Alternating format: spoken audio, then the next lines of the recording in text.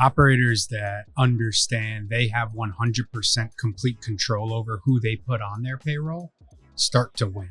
Welcome to Season 7 of Bridge the Gap, a podcast dedicated to informing, educating, and influencing the future of housing and services for seniors. Powered by sponsors AccuShield, Align, Nick Map Vision, ProCare HR, Sage, Hamilton Captel, ServiceMaster, The Bridge Group Construction, and Solinity, and produced by Solinity Marketing. Welcome to Bridge the Gap Podcast, the senior living podcast with Josh and Lucas here at Fein, Washington, D.C. on a great day with a great guest. We want to welcome Corey Fein with Hireology. Welcome to the show. Thanks, Lucas. Thanks, Josh. So glad to be here. Well, glad that you're here because staffing, retention, recruiting, it's a small topic in senior housing, right? Just a little bit. It comes up occasionally, right? Yeah. No, like every day, right? Yep. This is a big topic. And Corey, you've been at this a while, right? And so we're going to be picking your brain on the topics of retention and recruiting.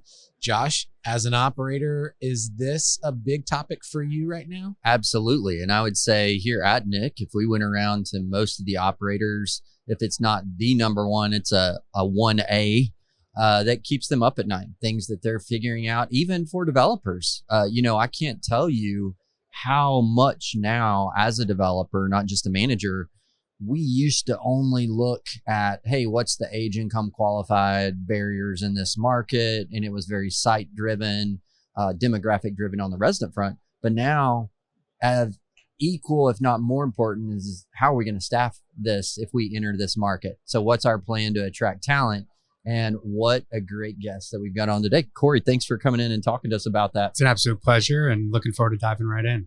So let's just start very high level. You have the opportunity to have a very wide lens, not only on just attracting talent across a lot of different verticals, but specifically how that applies to the challenges we have with the teams that senior housing operators are hiring. So, what are you seeing? What are you hearing? How are you helping? What should we be thinking about talking about when we talk about being the employer of choice in a market, being able to attract with all the noise that is out there and how, people are spending tons of dollars to try to attract talent. But what are you seeing that's working? It's a great question. I think first off, operators that understand they have 100% complete control over who they put on their payroll start to win. And what I mean by that is you have control over your employment brand, how you go to market and share the type of individual you want to attract. And being super intentional with your employment brand really helps to first identify the right people that will self-opt in to your facilities. Once you do that, you really need to then manage your recruiting process in the same way you manage your sales process. How many phone screens do I need to run on a weekly basis to move someone into an in-person interview? How many background checks do I need to run to land that hire?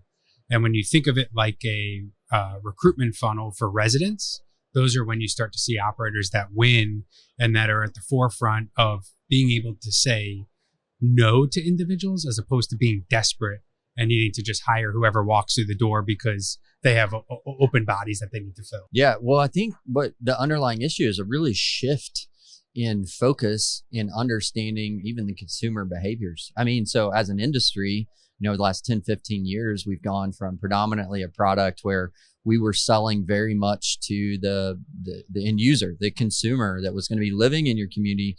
Then we figured out, oh, wow, that it's the gatekeepers. And how do we get our messaging to those people? How do we sell to those people? Are we putting as an industry that much thought and intentionality into our virtual front doors for attracting our talent? So I would love to know your answer to that. What are you seeing that's working in our industry? It's really unique. I think, if you think of the evolution of recruiting and what people think recruiting is, most operators think, well, I post to Indeed, I have a recruiting process. At the end of the day, posting to Indeed is table stakes. You just have to have your job listed there. 10 years ago, it was Monster. We all remember those gorillas running around on the Super Bowl, and then everyone went to Monster looking for a job. So how could you think creatively and think outside the box? What do you have control over? Go shop your own job. Go try and apply for a job on your own website. How hard or how simple is it? Would you sit through a 10-minute application process yourself to apply for a job? How do you take advantage of foot traffic walking through the door? Why can't someone's niece or nephew or a granddaughter, grandchild be an employee at one of our facilities? Especially if an elder has a great living experience with us. Why can't we take advantage of that in other areas? So we have hundreds of individuals walking through our front doors, visiting our residents. How do we promote at the front desk? How do we maybe create a career center in our facilities that make it really easy and simple for people to understand we're a people first organization? And no matter where we are, we're broadcasting that the same way we're looking for new residents and always evolving our attracting process of residents. You just gave a lot of things that we could spend a lot of time talking about, but I want to go back to what I would kind of qualify as process, because you said something. You're like, would you sit through and do a 10-minute process? Well, I'm thinking 10 minutes, that's nothing, but maybe that is something. Maybe that's something. So what should the measure be? Like, what are our downfalls that we as operators, and maybe we're thinking about how things used to be, and we're not even thinking, well, is a 10-minute process too long? Like, because I hear that and I'm like, well, that doesn't seem very long, but is that a long process? Is that something we should be really trying to shorten? We published an applicant study in the summer where we survey individuals that have applied across our 3,000 plus customers. And we actually survey the applicants that applied to understand what do they care the most about when looking for a job. 30% of individuals will never fill out an application if it requires them to create a username and password. Said differently, and I keep drawing conclusions to prospective residents, if you ask a prospective resident to create a username and password before they got a tour, how many tours do you think you'd give? We see a 30% drop off there. We also see for every added field on an application, it increases drop off by about 3%. So what individuals want today is the least path of resistance to say, I'm interested in talking to you more. And you have to understand that the labor market has shifted, right? Applicants tend to have the power now. They have their choice of job. And with access of information, they could learn more about your facilities before doing an interview or before talking with you. So how do you promote what life is like? What else are you offering outside the duties and responsibilities of a job that are important to today's labor market? For instance, what benefits do you offer? How do you talk about time off? How do you talk about health, dental, vision plans, and things that are ancillary to the actual day-to-day responsibilities, but that today's applicant really cares when seeking for a new role? If I'm understanding correctly, what we may often do as an industry is we try to collect too much and create too many obstacles right up front. Exactly but we need to broaden that to essentially engage them to the next level of conversation, almost sort of a trickle funnel effect. So what does that process look like? At what point do we need to start vetting other things and then vetting other things? What does that process look like? We always believe it should be the least path of resistance up front. Make it very easy and simple. I want to apply. I want to share my general contact information. If that looks good, then I'm willing to give more. Top of the funnel, make it very easy and simple.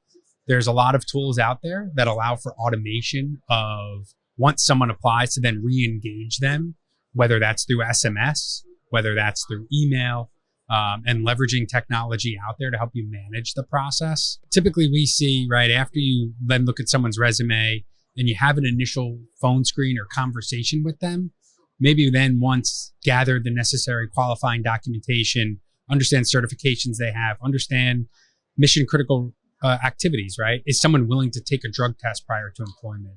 Or are they willing to take a background check? Those things are mission critical. But after I've spoken to you, there's ways to automate that gathering, whether that's through a survey or whether that's through a questionnaire that's delivered from an operator, to enhance your ability to just increase that funnel and attract as many people as you want. And that's how you start to feel that the labor market isn't compressing on you, and you don't feel that there is a lack of top talent out there and can attract people in the right fashion. So Lucas, this is a little bit different approach. I think there's a lot of operators in our industry that have adapted really well, that do adapt really well. But obviously, since everybody's talking about this, we've got a lot of work to do in what I would just say is almost like market capture. It's capturing the group that needs to be working in senior living. There's so much of the workforce out there that don't know about senior living. How different would it be if the great work that you see in these communities with all these operators, if the labor force understood what the opportunity was? It's just amazing. Well, and I've talked over the years that you're also trying to, your competition is the Chick-fil-A down the street. And what's the value proposition that senior living has over delivering chicken sandwiches out of a glass door, glass window, which I'm not, diminishing that either. I love Chick-fil-A and have a great experience every time I go through the drive-through.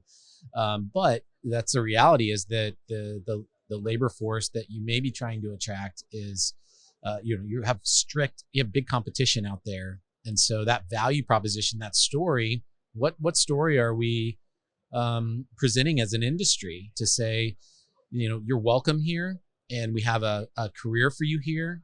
There's a track for you to move up and forward here in this industry.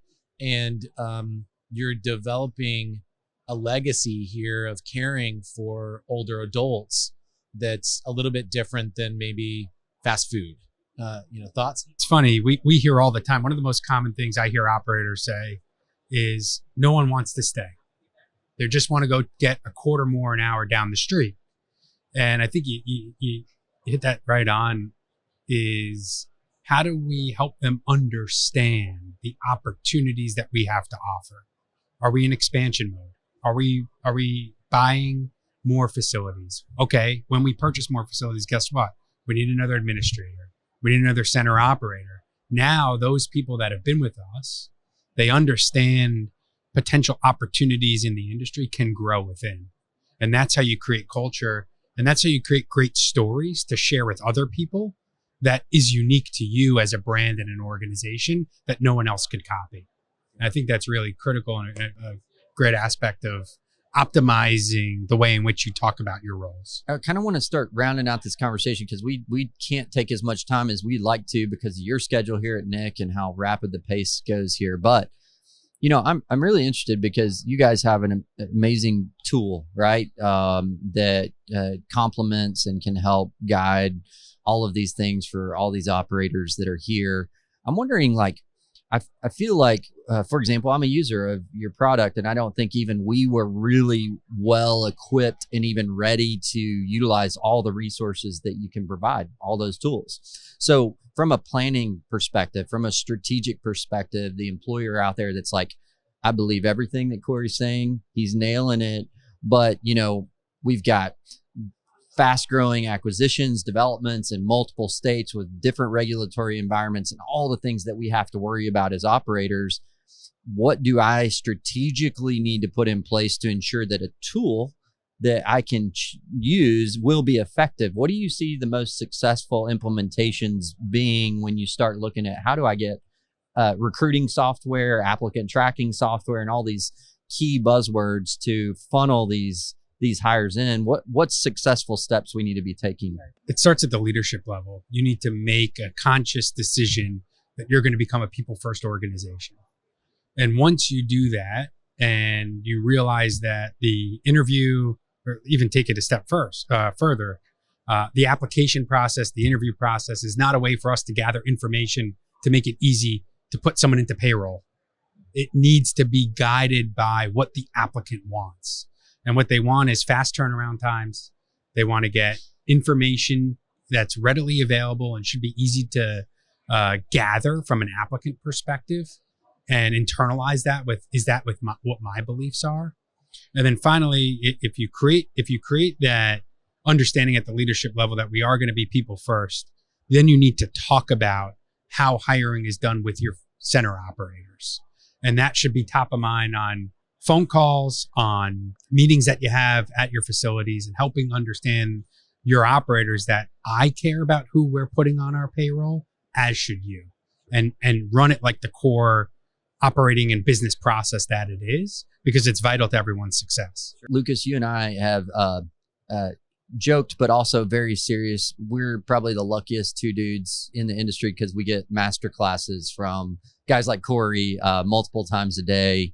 And it's just always great. Appreciate you sharing time with us today. Absolutely. Corey. This was awesome. I loved it. Well, this topic is something that is comes up quite a bit, and I know our audience is going to want to lean into it. We'll connect with Corey and his company there in the show notes. Scroll down on your podcast player. Click those links if you want to learn more. Go to btgvoice.com, connect with us there, download this content and so much more. There's a little search feature on BTG. You can type in any keyword, and every show that has that in it, you can pick from. A gigantic library there for you. Thanks for listening to another great episode of Bridge the Gap. Thanks for listening to Bridge the Gap podcast with Josh and Lucas. Connect with the BTG Network team and use your voice to influence the industry by connecting with us at btgvoice.com.